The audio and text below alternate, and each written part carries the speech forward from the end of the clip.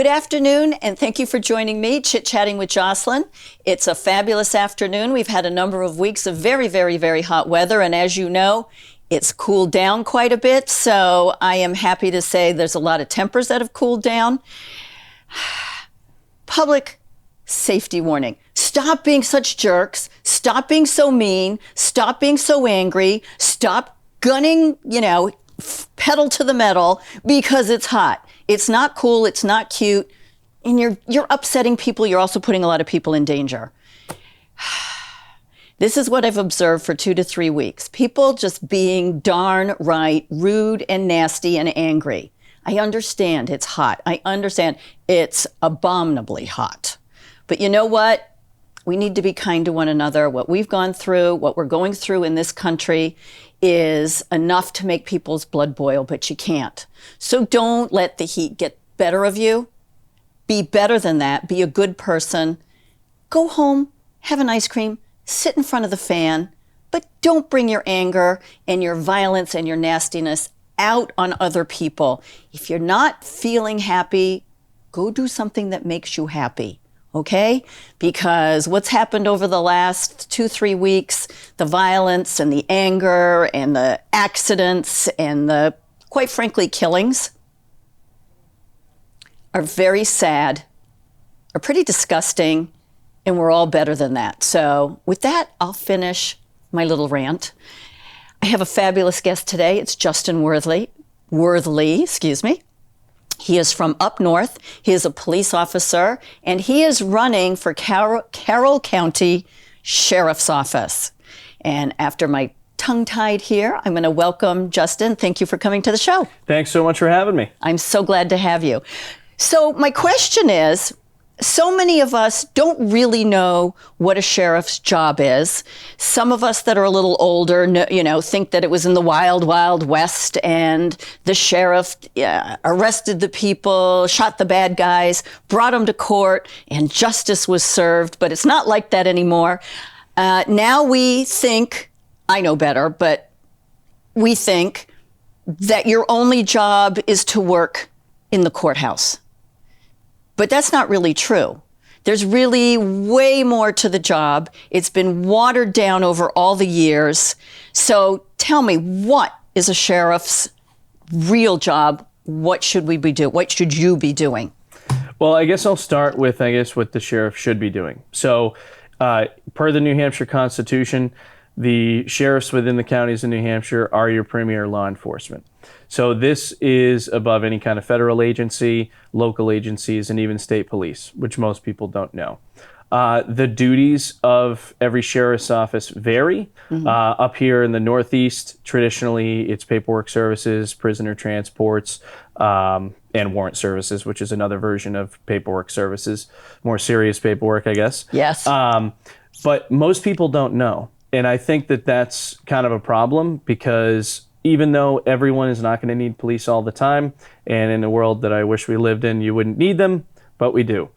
I think that your sheriff's office should be integral with all of your law enforcement functions. In Carroll County, where I'm running, there's actually a patrol division, and that's kind of a rarity with sheriff's departments in New Hampshire.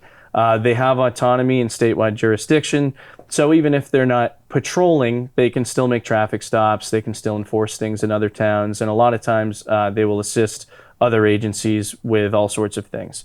But it has been somewhat watered down, in my opinion, where it seems like a lot of sheriffs are somewhat political gatekeepers. Sheriff's offices should be training, in my opinion anyways, training local law enforcement to help ease the burden with that. They should have the resources to handle larger investigations, which some of them do, because it's county-based. And I think that it's, the most important now over the past couple of years of what you've seen, law enforcement didn't do, I guess. Right. Something that, I've been proud to do. I got into law enforcement myself in 2012. I started in Rochester, transitioned to Pittsfield, and then I actually retired this summer. I'm on a little bit of a summer vacation. You're campaigning. That's not a vacation. Well, it's a vacation compared to being a cop. So yeah. I will say that. And I've been very proud to do this. It was a great opportunity. It's been a very humbling experience for me, and I've learned a lot about life, people, and really just the whole experience. So for me, it's been a great ride. And I want to try and restore a lot of confidence in law enforcement, where I feel like a lot of people have lost that in the past couple of years, where they kind of expected law enforcement to step up for them with some of the ridiculous stuff that was going on as far as mandates and things like that. And even though most first responders are people that I've talked to, they didn't really want to abide by that, but I heard a lot of, well, I have to do it because of this, or, well, I don't want to get involved because it's controversial, or anything else like that. Wow. And I guess the biggest question for me, for anybody who's willing to, put their life on the line for not as much money as you're worth, unless you work for a way better places that I have, why won't you step up? Right. We've already made the ultimate commitment, and that's something that's serious. Well, isn't there an oath attached to that? And so has an oath just become a piece of paper or something that we say and we throw it away? I mean, I know in EMS we don't swear an oath, but I know police officers do. I know sheriffs do. I know there's politicians do.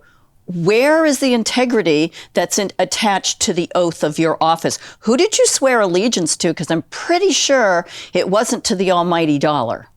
It wasn't. And that's the thing is, especially over the past couple of years where there's so much misinformation flying around, is, me stating over and over again, my oath to the Constitution. That's to the United States Constitution, your state constitution, which is allowed to be stricter than the federal one. Correct. And then the will of the people. And those are the things that, I have a military background in my family. I have not served myself, but it's people that are willing to take that sacrifice so I could have a great childhood here is why I was willing to do it, to pay it forward for the next generation. When I took the oath and I put my hand to God, I meant it then, I mean it now.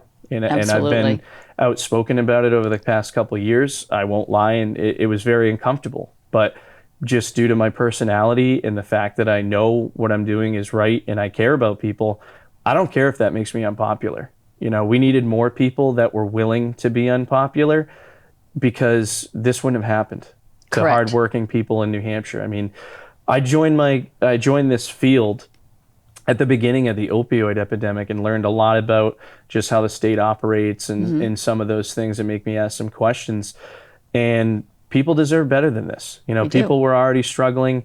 Then on top of that, people are losing businesses. There's so many things you can talk about over the past couple of years that were devastating, and we need to talk about them. We need to admit that they were wrong, a lot of them, and admit those mistakes if you made them, and let's move forward together in a more common sense and positive way for everybody, because it's not a way to live. Well, I think, we have the issues with mandates, rules, regulations, laws, all these words, these legal words floating around. And it's supposed to be law, not legal, because legal insinuates some kind of a business, a corporation, an agreement that always comes back to the almighty dollar, which is what we saw during COVID. And so I'm going to mandate this and, just hop, skip, and a jump to the end of the string, which is about this long, is gobs of money from the federal government. And everything was attached to the federal government, the federal money, which, oh, by the way, came out of your paycheck and my paycheck, sent up to Washington, wash, rinse, repeat, sent back to us with all sorts of strings attached, which, oh, by the way, is a contract. Absolutely, and I appreciate you bringing that up, because especially in the past couple of years, conspiracy theory is a very burnt out phrase. Most of them turned into conspiracy facts if you gave them enough time to marinate. But that's the thing is, the heartbreak I saw in schools, I had to be there. I never wore a mask. They didn't enforce anything on me, and it shouldn't matter that I'm wearing a gun or that I'm a person of authority. Correct. I'm just as valuable as those kids in the school. You don't bully them. Every school has an anti-bully clause. But look what happened for 2 years. Exactly. You want to talk about bullying? You want to talk about, what does my grandmother used to say, pot calling kettle black? Yes. That's it. And we laugh about it now, but that's the energy that is really propelling me to take on this venture. I've had people ask me, like, what, are you crazy? Why do you want to do this? And it's because it has to be done. Someone has to stand up for people Yep. that need the defense or that are defenseless. And unfortunately, it's tied to money. You know, the schools, the education system financially is so upside down. And most of the teachers didn't want to do it either. But, well, we're not going to get funding if we don't adhere to this stuff. That snowballs. But when is money not the paramount concern? I mean, money makes our world go round. It's a necessary evil, and I understand that. But people deserve better, and our integrity shouldn't be for sale. Well, what I keep hearing from candidates, and in fact, I spoke up last night because I was so sick of it, that I keep hearing about the schools, the mask mandates, the CRT, the CSE, the vaccinated, not vaccinated, the discrimination. And I keep hearing them refer to as the parents. We should be listening to the parents. No, actually, you should be listening to we, the citizens, we, the taxpayers, which are 80%, and the parents are 20. So you should be listening to 100% of us. So every time a politician says 20%, you're wrong. It's 100% because it's all of us. And that's what you're talking about. Children are not books. They're not property. They're not a commodity. Well, actually they are because they attach money to them, by the state. So how much can we put our thumb on these poor little kids who, oh, by the way, are not adults, who, oh, by the way, they lock the parents out of the schools, and who, oh, by the way, so I've got a question for you. Called parents domestic terrorists for going into a school board meeting of which, oh, by the way, the school board works for you, not the superintendent. I know you all believe the opposite, and I know the superintendent tells you that. Wrong.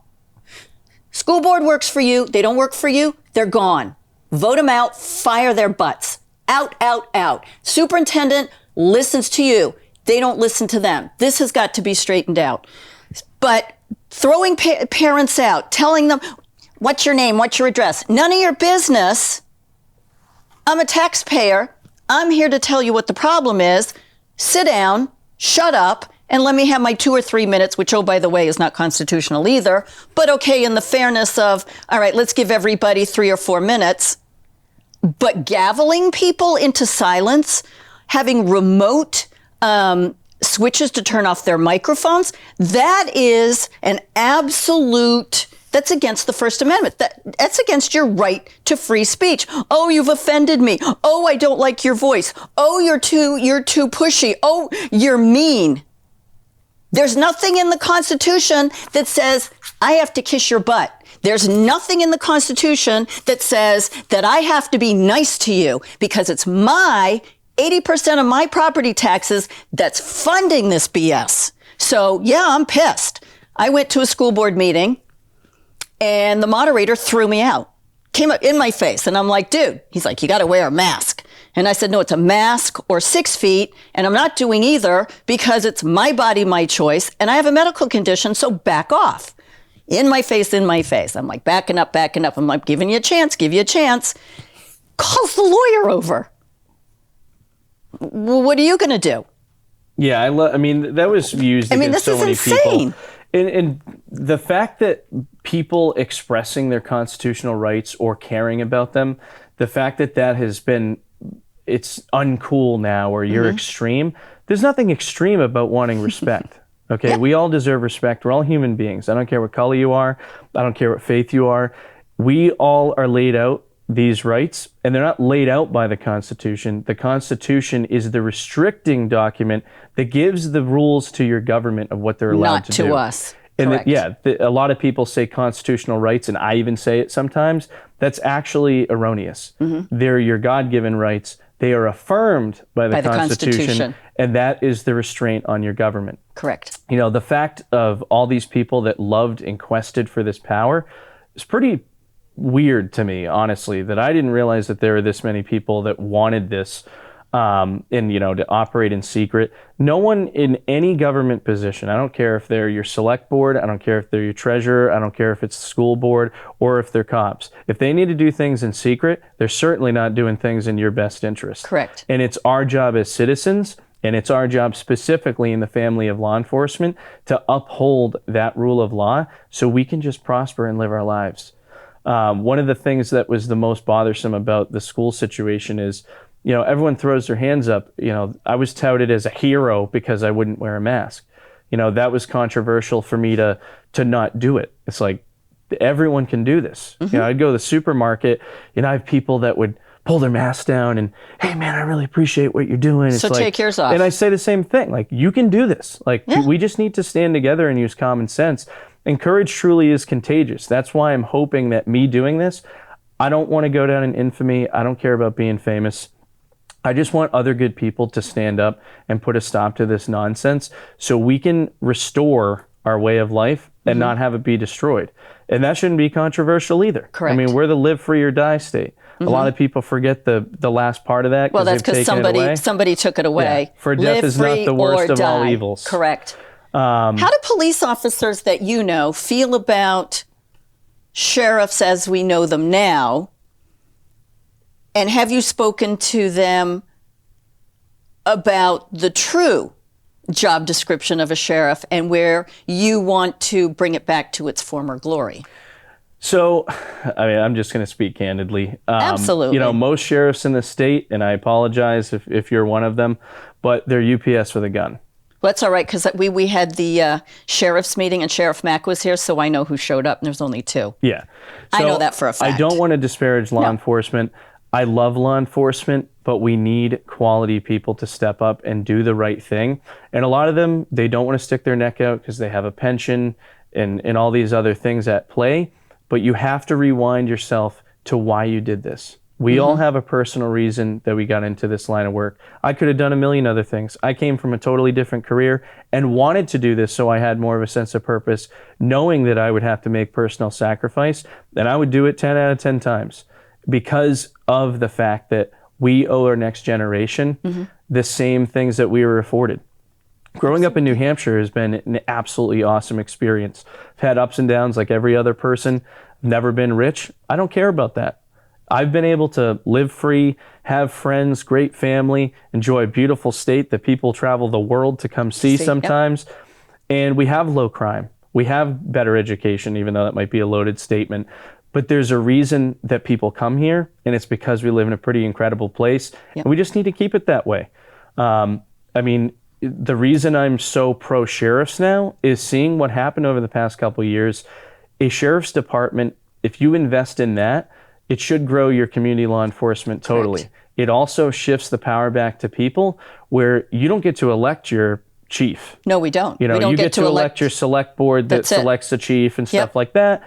And we don't even get to pick our town managers. In a lot of ways, no. That's selected by the selectmen or the council people. So again, our power to choose, to elect who we want, not tell us who they've selected for us to elect. And I think you're absolutely 100% on the money that we need to bring back the sheriff's department, because when all forms of, I can't go to the police, I can't go to the courthouse, I can't go to here, I can't go to there, they can't go to lawyers, can't go to the school. Who am I supposed to be able to go to? I'm supposed to be able to go to the sheriff's department because you are the front line for the people.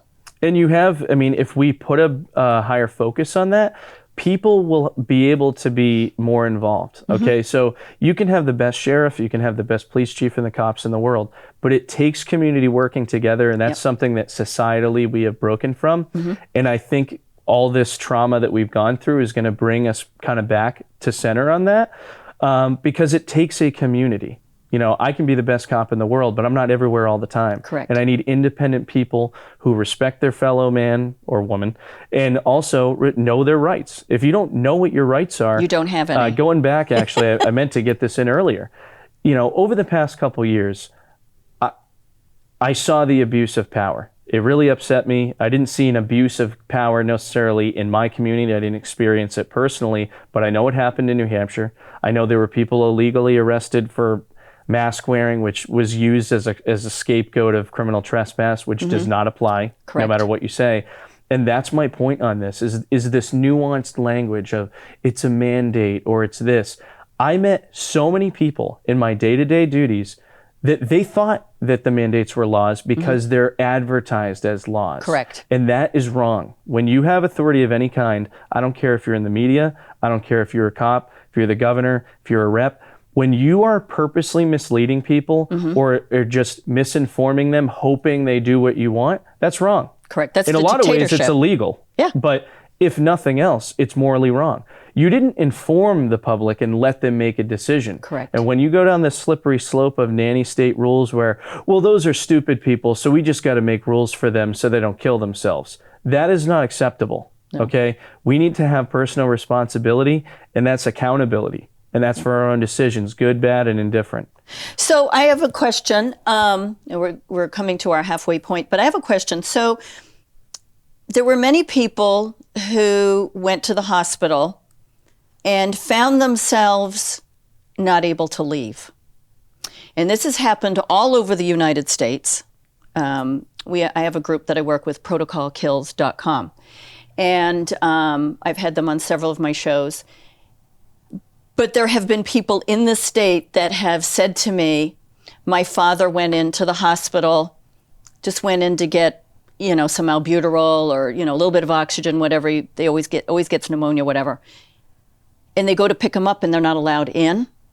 They can't take the person out. The person wants to leave. They don't let them leave. They are restrained there. They're taken up to another floor. I have stories, factual stories of the person being drugged and intubated, starved, you name it. This is a horrible thing to have to say, having worked in the medical field. We cannot get these people out. If that person wants to leave against medical advice, that should happen. And if they tell the family member, I want out, I want to die at home or whatever, that should happen. It's not. I guess my question is, A, how do you feel about it? But is there something we could do about that? What happened to that whole reasoning? How do you lock people in a hospital and not let them out? How do you lock the advocates and the family out? I don't understand that. And where were the police? Because in many times they went in and said, there's nothing I can do. It was very, very scary. I mean, that's totally false. Okay, so I can't speak for the medical community. I can say that I don't agree with a lot of the things they've done. And there's been a lot of abuse of power. And it just like everything else, you follow the money. Pretty much with any kind of criminal activity, you follow the money, you end up with your criminals. Yep. So when people are being incentivized to have COVID in hospitals that are usually upside down billing wise, they're controlled by people, most hospital administrators, I don't know if anybody knows this, they're not doctors. Correct. They're money makers. They're there to make money off the insurance companies. Yep. We could go on day in and day out about that topic.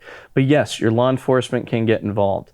The short version of, most of the police who didn't want to get involved with the mask stuff, I commend most of them for not enforcing things that were illegal, but you need to defend it. Even friends of mine would mention, well, I didn't really want to get involved. I'm never going to arrest somebody for it. But, say if the business wants you to leave, then you have to leave and it's trespassing. That's false. That's like if you show up and the business owner says, yeah, I need a black guy removed from this. Are you going to remove him? No. And I use that example every time, and I always get the same cop-out, no pun intended. That's different. No, it's not. No, it's not. It's the exact same thing. My medical rights are just as much as my civil rights for my race, my creed, any of that stuff. And I use that example because it has that shock value. And honestly, most people agree that that would be wrong. But then when it's the personal accountability, they drop off because it's different for that situation. It wasn't different. We need to do the right thing. And law enforcement, more than ever, needs to step up and do the right thing.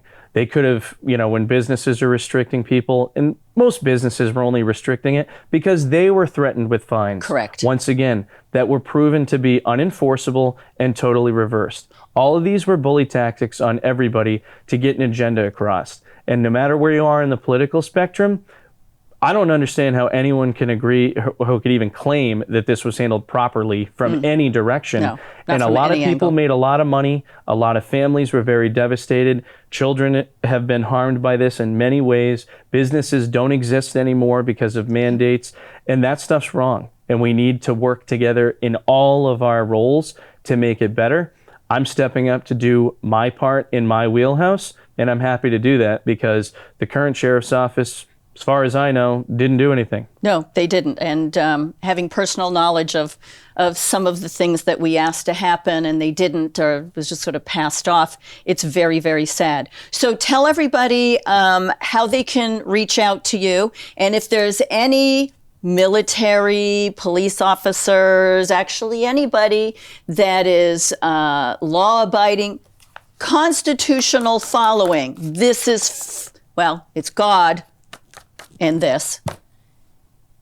Reach out to Justin. How can they get hold of you to talk, find out what they can do? We need I can't even count here, 9, because you're number 10. Yeah, exactly. We need 9 kick-ass sheriffs in the state of New Hampshire to step up. And you may not have your name on the ballot right now, but you can reach out to the Resolve and we'll get your name on the ballot. With time closing down, I mean, the Resolve is something I've been 100% in on, because a candidate like me that's been a public servant, I don't have a pile of money, and the amount of money I would ever be able to raise or throw at the money machine is not going to offset it. It's going to take good people stepping up and getting involved in supporting good candidates. It means being outside your comfort zone, doing a little bit of research. But if you want to talk to me, I will make the time to reach out to anyone. You can find me on Facebook. Just search Worthley for Carroll County Sheriff. You can find me on Instagram, Worthley #4 CC Sheriff NH. I have my own Telegram channel, and I'm more than willing to get any information out, have a conversation with you, because we need good people to step up now, because our window for opportunity is closing. And if it closes, we're going to be in a world that you don't want to be in. So I am asking you, I don't want your money. I just want a little bit of your effort. And if you're a good person, I want some of your clout to tell other people in any county, but especially in Carroll County, that you have a constitutional option of someone who will stand by you, because I will. I've already done it for 10 years. Awesome. Thank you so much. All right. Well, we're going to go to a break and we're going to come back with Justin later on a slightly different subject.